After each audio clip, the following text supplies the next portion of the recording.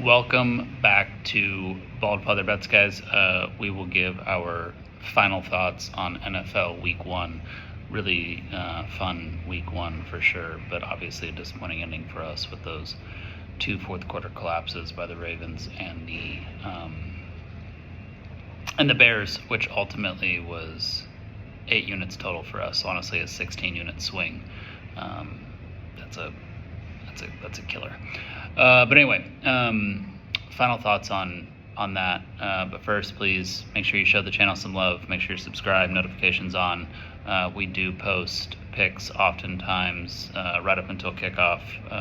Sometimes need more time to make a read.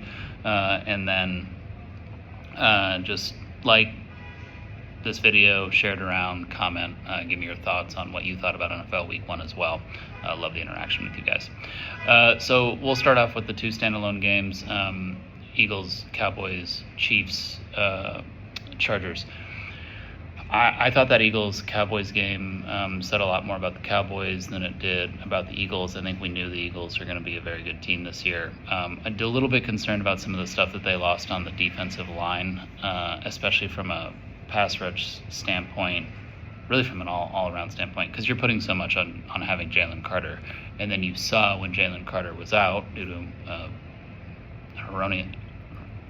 horrendous error by himself, then that whole unit doesn't have some of the additional people that they had last year, where even if Jalen was out, it wasn't really that big of a deal.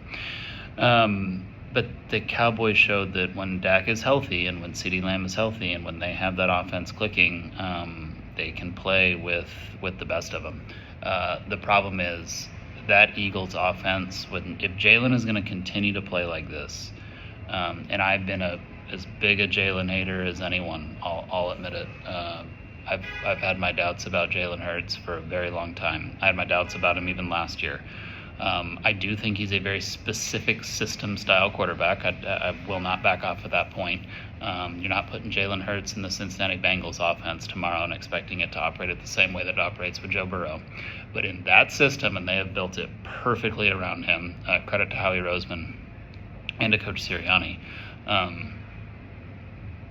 it's about as smooth of an operation as there is in the NFL.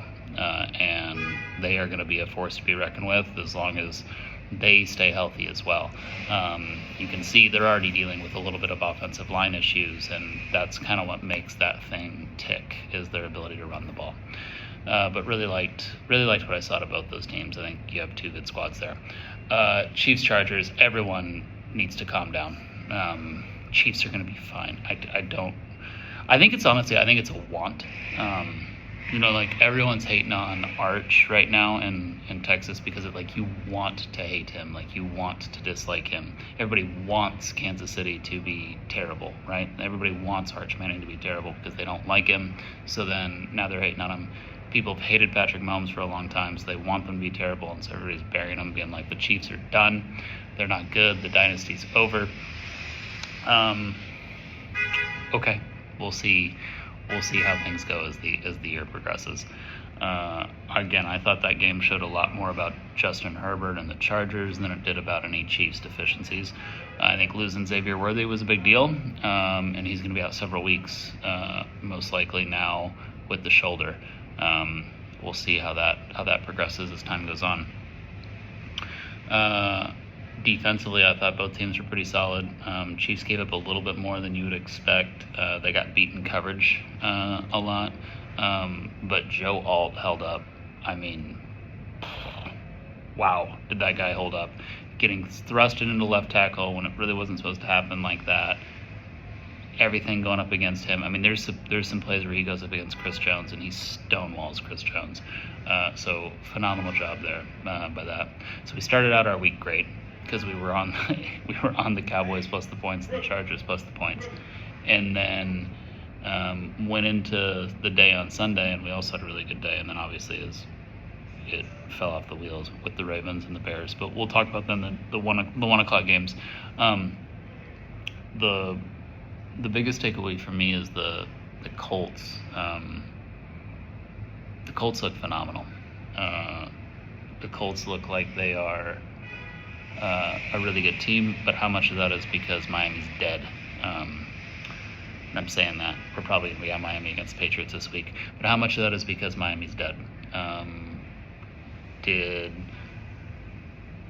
the Colts really clean up a lot of the what I call effort issues that they had from the previous season? Because it looks like they did, and if they got that cleaned up, like they have guys, like the Colts have guys. They have guys that have been paid. They have guys that have proven themselves. They have solid offensive linemen.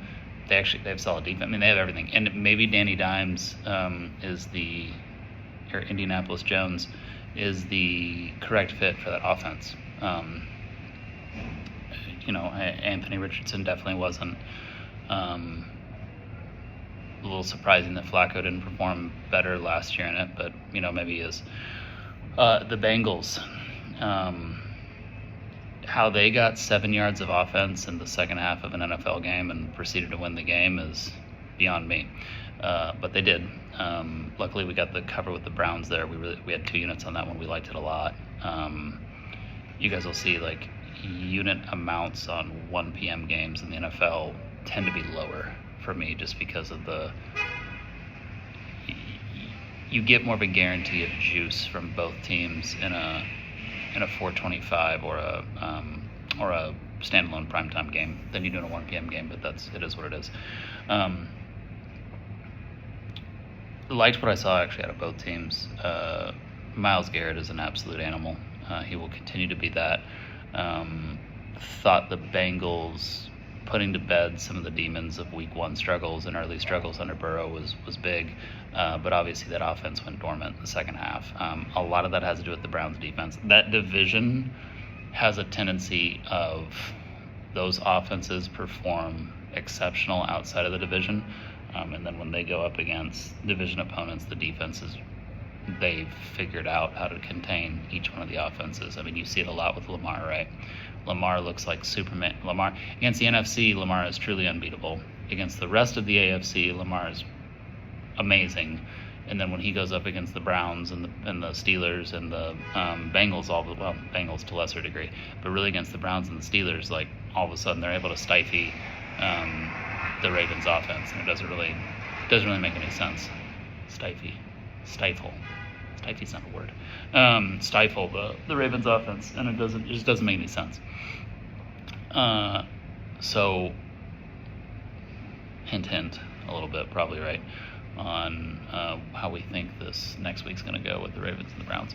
But anyway, we then get into I didn't have many other thoughts on a lot of the 1 p.m. games. Cardinals Saints was boring as hell. We got a push there, which was nice. That Falcons Tampa Bay game, I mean, we should have had that cover.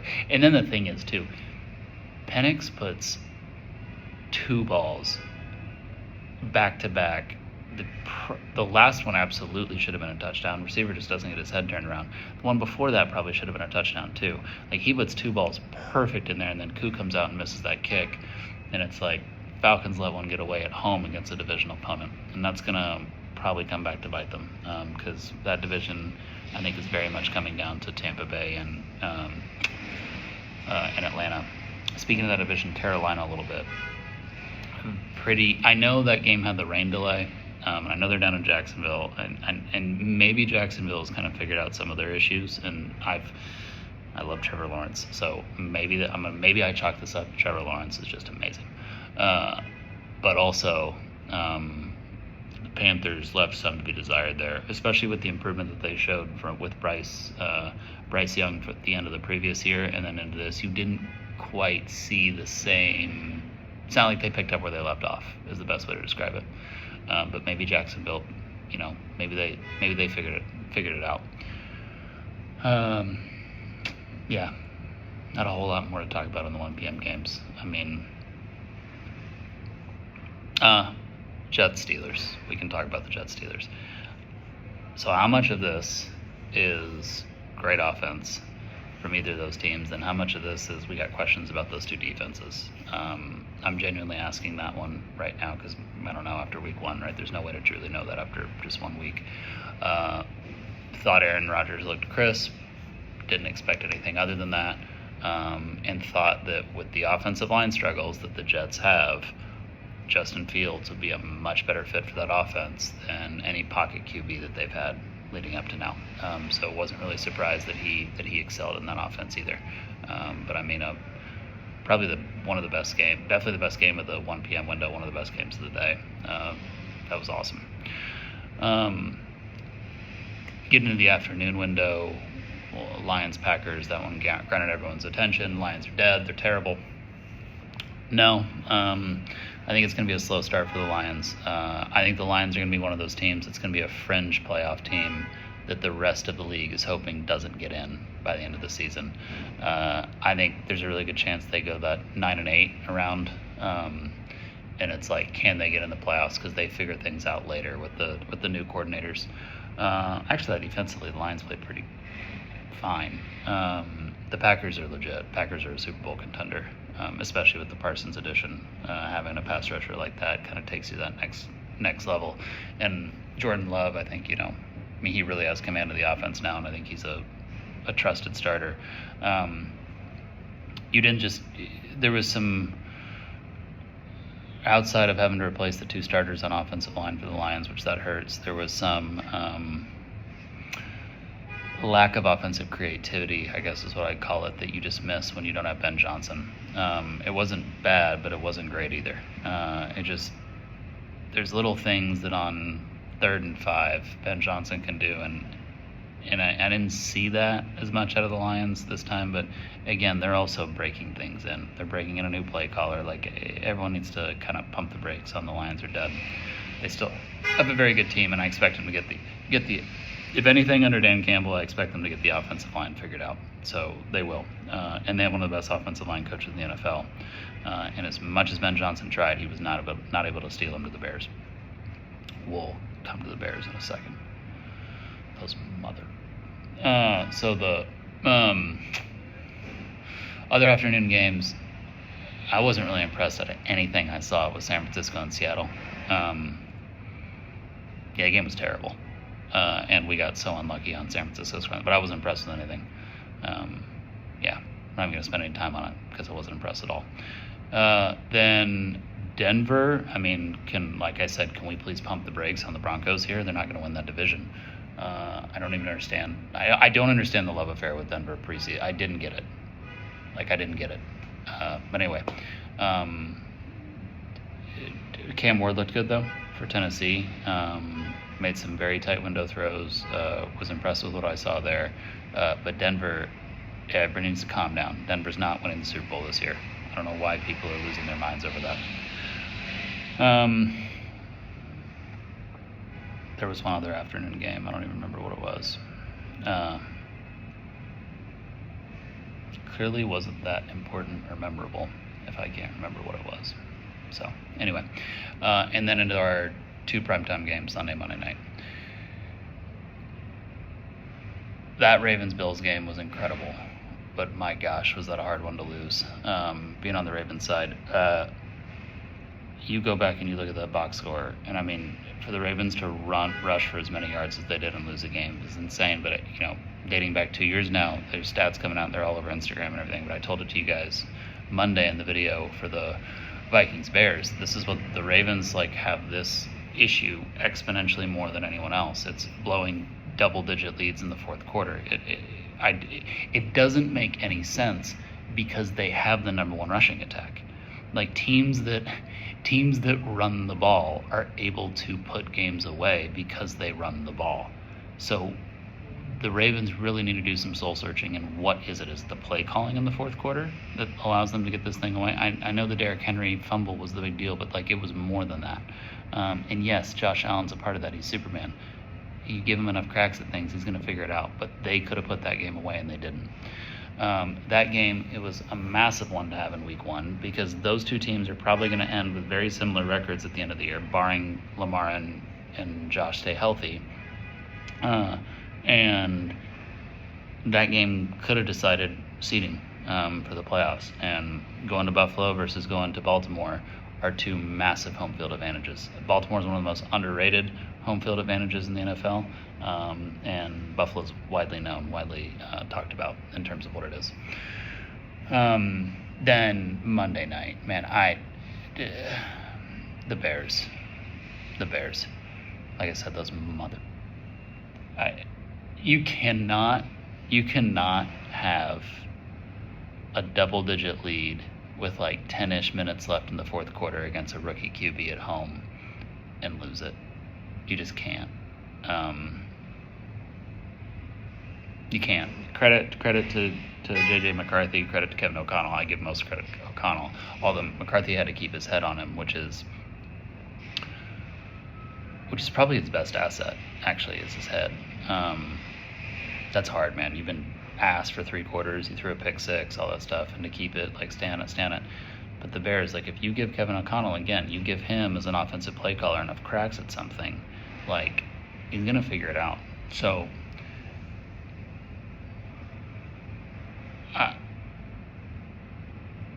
I'm still not that super high on the Vikings this year. I do think there's going to be some regression to the mean from them last year. Again, we thought they were frauds last year.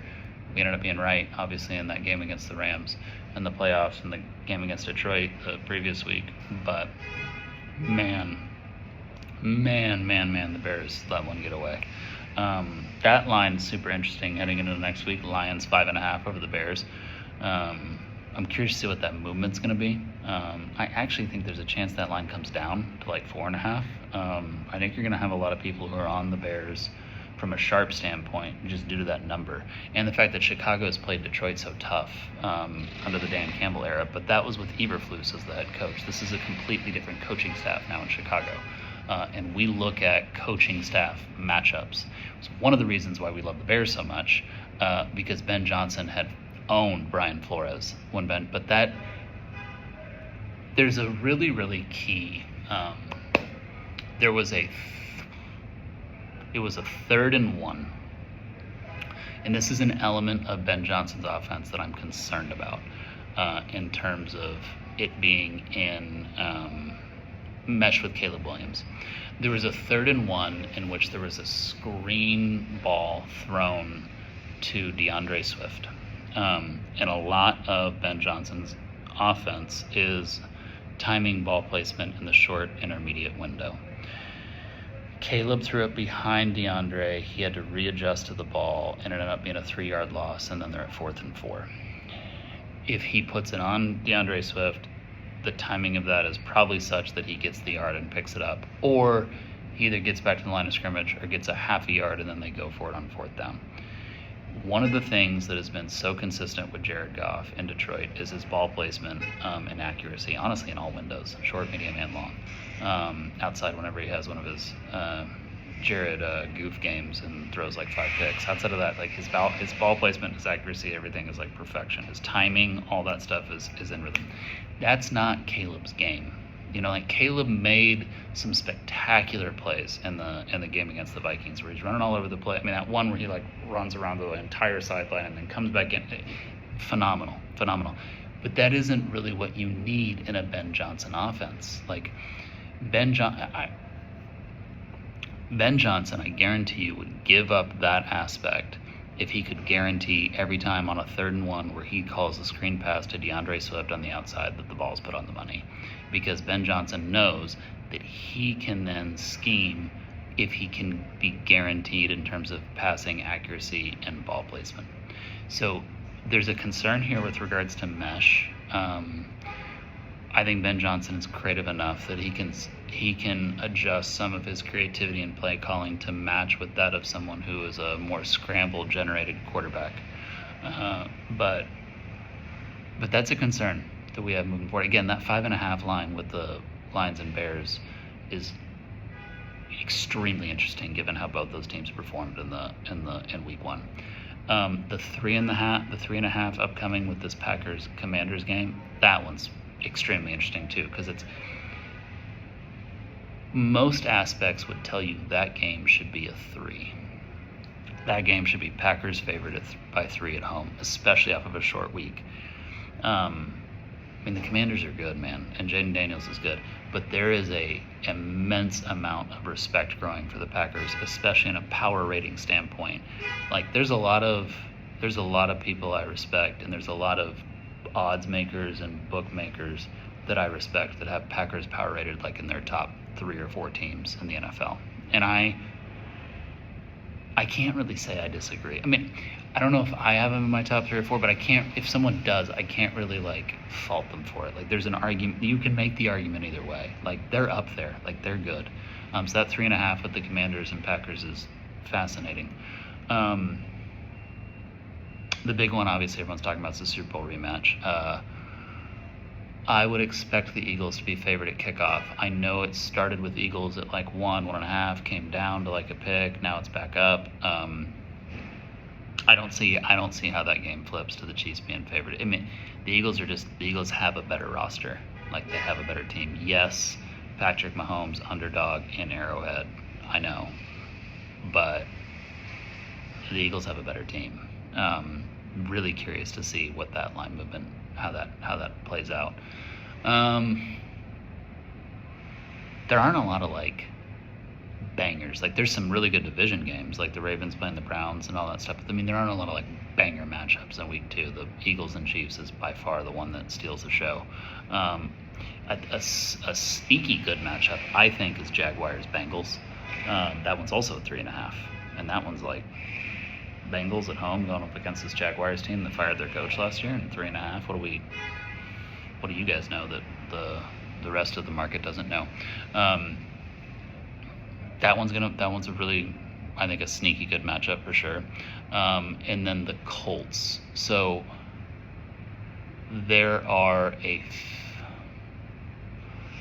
each week in the NFL, one of the things that I look at, some of the first numbers that I look at are home dogs. So like the Chiefs are a home dog right now to the Eagles. The Colts are a home dog to the Broncos.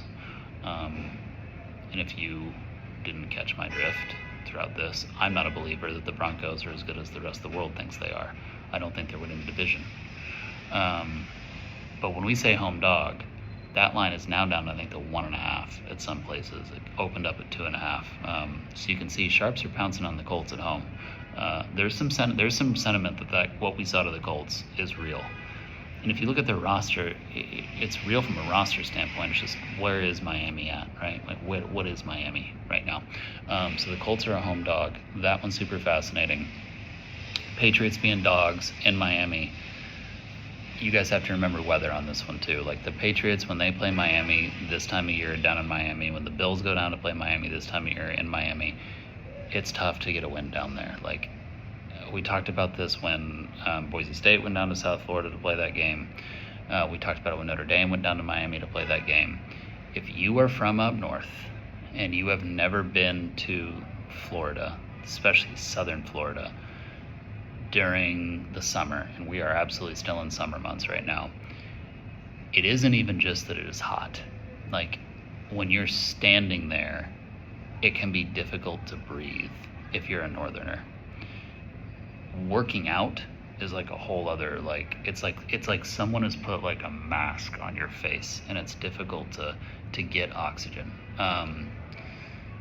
It's the advantage that the southern teams have at the beginning of the season that the northern teams have at the end of the season. It switches.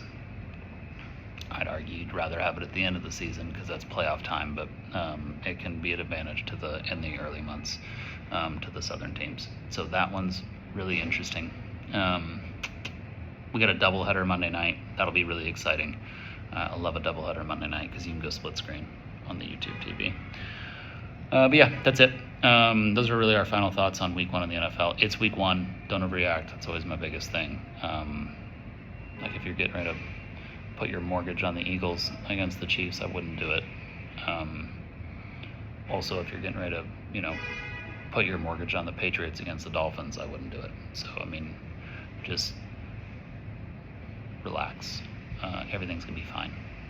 Most of these teams are going to figure things out, and some of them won't. Some of them are dead.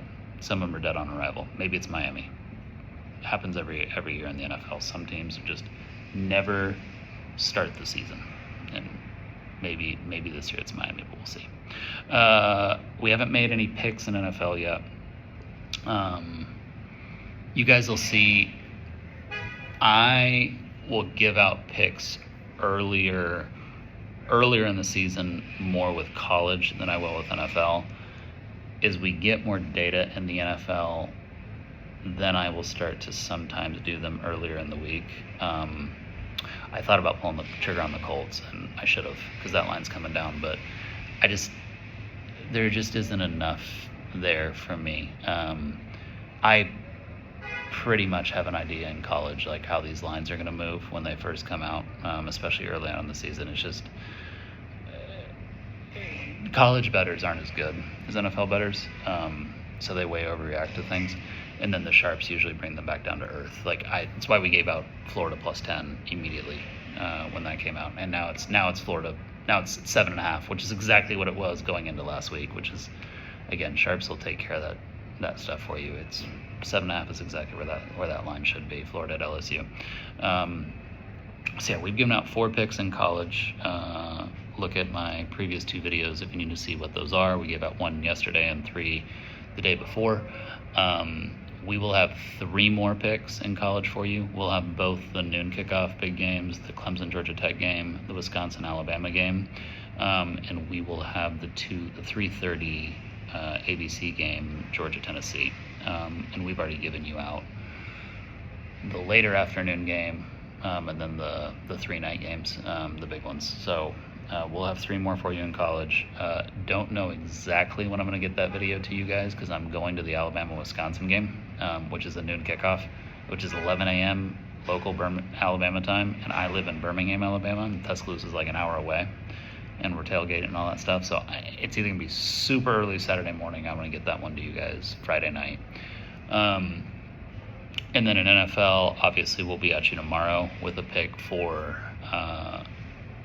Washington and Green Bay, and then we'll be at you Sunday, some point before kickoff, with our picks for every NFL game. I haven't emphasized that as much this year, but we pick every NFL game, everyone. We have a pick against the spread. It's part of the way that we think our model works out best, is if you, instead of picking and choosing games, you play every single one. We have experience that it helps with the overall win-loss record in terms of units at the end of the year. So yeah, that's pretty much it. Again, appreciate you guys. Be at you again tomorrow for Packers Commanders, and then we'll be at you either Friday night or very early Saturday morning for that college football Saturday picks, and then we'll be at you Sunday for the NFL picks on Sunday. Appreciate it. Enjoy the rest of your day. There's only one more sleep until we get back to football with Thursday night. I'll get at you guys later.